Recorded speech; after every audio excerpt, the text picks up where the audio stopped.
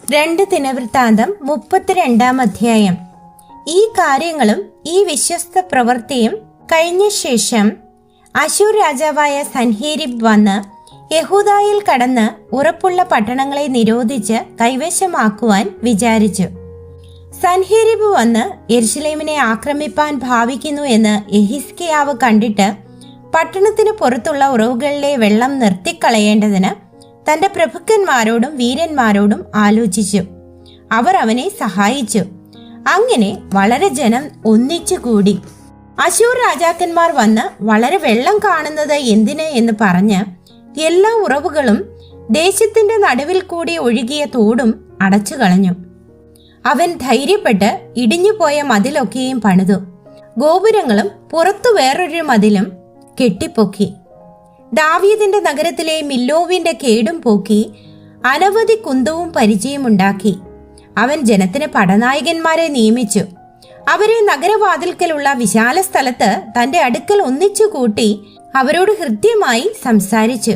ഉറപ്പും ധൈര്യവും ഉള്ളവരായിരിപ്പൻ. അശൂർ രാജാവിനെയും അവനോടു കൂടെയുള്ള സകല പുരുഷാരത്തെയും ഭയപ്പെടരുത്. നിങ്ങൾ ഭ്രമിക്കരുത്. അവനോടു കൂടെയുള്ളതിലും വലിയൊരുവൻ നമ്മോടു കൂടെയുണ്ട്. അവനോടു കൂടെ മാംസഭുജമേയുള്ളൂ. നമ്മോടു കൂടെയോ നമ്മെ സഹായിപ്പാനും നമ്മുടെ യുദ്ധങ്ങളെ നടത്തുവാനും നമ്മുടെ ദൈവമായ യഹോവയുണ്ട് എന്ന് പറഞ്ഞു. ജനം യഹൂദ രാജാവായ യെഹിസ്കിയാവിന്റെ വാക്കുകളിൽ ആശ്രയിച്ചു. അനന്തരം അശൂർ രാജാവായ സൻഹേരീബ് അവനും അവനോടു കൂടെയുള്ള സൈന്യമൊക്കെയും ലാഖീശിനരികെ ഉണ്ടായിരുന്നു. തന്റെ ദാസന്മാരെ യെരുശലേമിലേക്ക് യഹൂദ രാജാവായ യെഹിസ്കിയാവിന്റെയും യെരുശലേമിലെ സകല യഹൂദ്യരുടെയും അടുക്കൽ അയച്ചു പറയിച്ചത് എന്തെന്നാൽ, അശൂർ രാജാവായ സൻഹേരീബ് ഇപ്രകാരം പറയുന്നു: നിങ്ങൾ യെരുശലേമിൽ നിരോധം സഹിച്ച് പാർപ്പാൻ എന്തൊന്നിലാകുന്നു ആശ്രയിക്കുന്നത്? നമ്മുടെ ദൈവമായ യഹോവ നമ്മെ അശൂർ രാജാവിന്റെ കയ്യിൽ നിന്ന് വിടുവിക്കും എന്ന് യെഹിസ്കിയാവ് പറഞ്ഞ് വിശപ്പും ദാഹവും കൊണ്ട് ചാകേണ്ടതിന് നിങ്ങളെ വശീകരിക്കുന്നില്ലയോ? അവന്റെ പൂജാഗിരികളും യാഗപീഠങ്ങളും നീക്കിക്കളയുകയും യഹൂദായോടും യെരുശലേമിനോടും നിങ്ങൾ ഒരേ പീഠത്തിനു മുൻപിൽ നമസ്കരിച്ച് അതിന്മേൽ ധൂപം കാട്ടേണം എന്ന് കൽപ്പിക്കുകയും ചെയ്തത് ഈ യെഹിസ്കിയാവ് തന്നെയല്ലോ. ഞാനും എന്റെ പിതാക്കന്മാരും അതത് ദേശങ്ങളിലെ സകല ജാതികളോടും എന്ത് ചെയ്തുവെന്ന് നിങ്ങൾ അറിയുന്നില്ലയോ? ആ ദേശങ്ങളിലെ ജാതികളുടെ ദേവന്മാർക്ക് തങ്ങളുടെ ദേശങ്ങളെ എന്റെ കയ്യിൽ നിന്ന് വിടുവിപ്പാൻ കഴിഞ്ഞുവോ? എന്റെ പിതാക്കന്മാർ നിർമൂലനാശം വരുത്തിയിരിക്കുന്ന ജാതിയുടെ സകല ദേവന്മാരിലും വെച്ച് ഒരുവനും തന്റെ ജനത്തെ എന്റെ കയ്യിൽ നിന്ന് വിടുവിപ്പാൻ കഴിയാതിരിക്കെ നിങ്ങളുടെ ദൈവത്തിന് നിങ്ങളെ എന്റെ കയ്യിൽ നിന്ന് വിടുവിപ്പാൻ കഴിയുമോ? ആകയാൽ യെഹിസ്കിയാവ് നിങ്ങളെ ചതിക്കരുത്, ഇങ്ങനെ നിങ്ങളെ വശീകരിക്കരുത്. നിങ്ങൾ അവനെ വിശ്വസിക്കുകയും അരുത്. യാതൊരു ജാതിയുടെയോ രാജ്യത്തിന്റെയോ ദേവനും തന്റെ ജനത്തെ എന്റെ കയ്യിൽ നിന്നും എന്റെ പിതാക്കന്മാരുടെ കയ്യിൽ നിന്നും വിടുവിപ്പാൻ കഴിഞ്ഞിട്ടില്ല. പിന്നെ നിങ്ങളുടെ ദൈവം നിങ്ങളെ എന്റെ കയ്യിൽ നിന്നും വിടുവിക്കുന്നത് എങ്ങനെ? അവന്റെ ദാസന്മാർ യഹോവയായ ദൈവത്തിനും അവന്റെ ദാസനായ യെഹിസ്കിയാവിനും വിരോധമായി പിന്നെയും അധികം സംസാരിച്ചു. അതത് ദേശങ്ങളിലെ ജാതികളുടെ ദേവന്മാർ തങ്ങളുടെ ജനത്തെ എന്റെ കയ്യിൽ നിന്ന് വിടുവിക്കാതിരിക്കുന്നത് പോലെ യെഹിസ്കിയാവിന്റെ ദൈവവും തന്റെ ജനത്തെ എന്റെ കയ്യിൽ നിന്നും വിടുവിക്കയില്ല എന്നിങ്ങനെ അവൻ ഇസ്രായേലിന്റെ ദൈവമായ യഹോവയെ നിന്ദിപ്പാനും അവന് വിരോധമായി സംസാരിപ്പാനും എഴുത്തും എഴുതി അയച്ചു. പട്ടണം പിടിക്കേണ്ടതിന് അവർ യെരുശലേമിൽ മതിലിന്മേലുള്ള ജനത്തെ പേടിപ്പിച്ച് ഭ്രമിപ്പിപ്പാൻ യഹൂദ്യ ഭാഷയിൽ അവരോട് ഉറക്ക വിളിച്ചു. മനുഷ്യരുടെ കൈപ്പണിയായ ജാതികളുടെ ദേവന്മാരെ കുറിച്ച് എന്ന പോലെ യെരുശലേമിന്റെ ദൈവത്തെക്കുറിച്ച് സംസാരിച്ചു.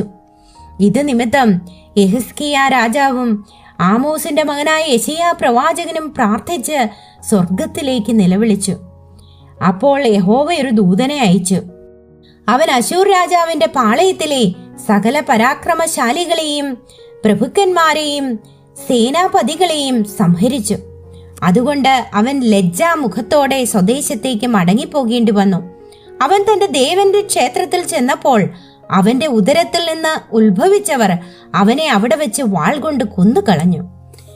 ഇങ്ങനെ യഹോവ യെഹിസ്കിയാവെയും യെരുശലേം നിവാസികളെയും അശൂർ രാജാവായ സൻഹേരീബിന്റെ കയ്യിൽ നിന്നും മറ്റെല്ലാവരുടെയും കയ്യിൽ നിന്നും രക്ഷിച്ച് അവർക്ക് ചുറ്റിലും വിശ്രമം നൽകി. പലരും യെരുശലേമിൽ യഹോവയ്ക്ക് കാഴ്ചകളും യഹൂദ രാജാവായ യെഹിസ്കിയാവിന് വിശേഷ വസ്തുക്കളും കൊണ്ടുവന്നു. അവൻ അന്നു മുതൽ സകല ജാതികളുടെയും ദൃഷ്ടിയിൽ ഉന്നതനായി തീർന്നു. ആ കാലത്ത് യെഹിസ്കിയാവിന് മരണകരമായ ദീനം പിടിച്ചു. അവൻ യഹോവയോട് പ്രാർത്ഥിച്ചു. അതിന് അവന് ഉത്തരമരളി ഒരു അടയാളവും കൊടുത്തു. എന്നാൽ യെഹിസ്കിയാവ് തനിക്ക് ലഭിച്ച ഉപകാരത്തിന് അടുത്തവണ്ണം നടക്കാതെ നിഗളിച്ചു പോയി.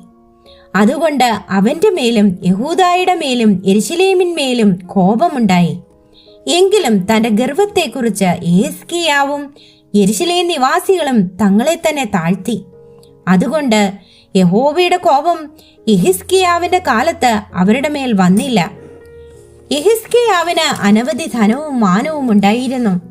അവൻ വെള്ളി, പൊന്ന്, രത്നം, സുഗന്ധവർഗം, പരിച, സകലവിധ മനോഹര വസ്തുക്കൾ എന്നിവയ്ക്കായി ഭണ്ഡാരഗൃഹങ്ങളും ധാന്യം, വീഞ്ഞ്, എണ്ണ എന്ന അനുഭവങ്ങൾക്കായി പാണ്ഡികശാലകളും സകലവിധ മൃഗങ്ങൾക്കും പുരകളും ആട്ടിൻകൂട്ടങ്ങൾക്ക് തൊഴുത്തുകളും ഉണ്ടാക്കി. ദൈവം അവന് അനവധി സമ്പത്ത് കൊടുത്തിരുന്നത് കൊണ്ട് അവൻ പട്ടണങ്ങളെയും ആടുമാടു കൂട്ടങ്ങളെയും വളരെ സമ്പാദിച്ചു.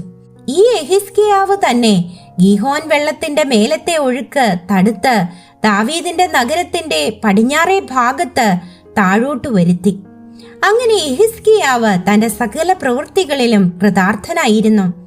എങ്കിലും ദേശത്തിൽ സംഭവിച്ചിരുന്ന അതിശയത്തെക്കുറിച്ച് ചോദിക്കേണ്ടതിന് ബാബേൽ പ്രഭുക്കന്മാർ അവന്റെ അടുക്കൽ അയച്ച ദൂതന്മാരുടെ കാര്യത്തിൽ അവന്റെ ഹൃദയത്തിലുള്ളതൊക്കെയും അറിവാൻ തക്കവണ്ണം അവനെ പരീക്ഷിക്കേണ്ടതിന് ദൈവം അവനെ വിട്ടുകൊടുത്തു.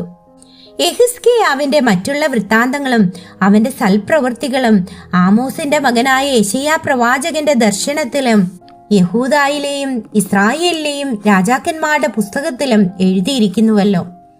യെഹിസ്കിയാവ് തന്റെ പിതാക്കന്മാരെ പോലെ നിദ്ര പ്രാപിച്ചു. ദാവീദിന്റെ പുത്രന്മാരുടെ കല്ലറകളിലേക്കുള്ള കയറ്റത്തിങ്കൽ അവനെ അടക്കം ചെയ്തു. അവന്റെ മരണസമയത്ത് എല്ലാ യഹൂദായും യെരുശലേം നിവാസികളും അവനെ ബഹുമാനിച്ചു. അവന്റെ മകനായ മനശ്ശെ അവന് പകരം രാജാവായി.